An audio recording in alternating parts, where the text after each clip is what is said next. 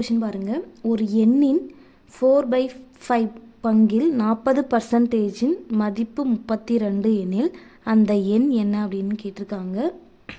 So first ஈக்குவேஷனாக ஏதாவது ஸ்டேட்மெண்ட்டாக கொடுத்துருக்கிறத ஈக்குவேஷனாக நம்ம convert பண்ண தெரிஞ்சிருக்கிறோம்.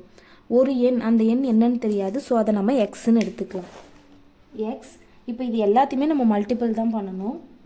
அந்த ஒரு எண், அந்த எண் என்னன்னு தெரியாது. ஸோ நம்ம அதை எக்ஸ்ன்னு எடுத்துக்கிறோம். Next 4/5 into 40%. 40%. பர்சன்டேஜ் அப்படின்னாவே 100ஆல் டிவைட் பண்ணணும். பர்சன்டேஜ் அப்படின்னு கொடுத்துருந்தாவே 100ஆல் டிவைட் பண்ணணும். 40% அதனோட மதிப்பு என்னன்னு கொடுத்துருக்காங்க, 32. ஸோ இது ஸ்டேட்மெண்ட்டாக நம்ம ஈக்குவேஷனாக எழுதியாச்சு. ஒரு எண், அந்த எண் என்னன்னு தெரியாது, எக்ஸு.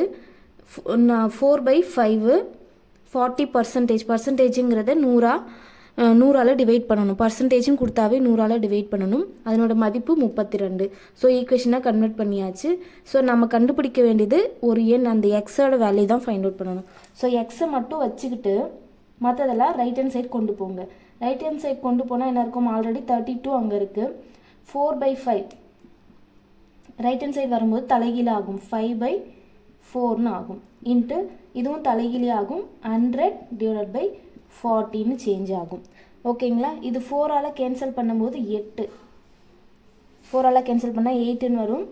இங்கே ஒரு 0 கேன்சல். அகெயின் இது 4. 1 4s are 4, 2 4s are 8. அப்போ 2 × 5 10. 10 × 10 100. அப்போது எக்ஸோட வேல்யூ என்னது, 100. எக்ஸோட வேல்யூ 100.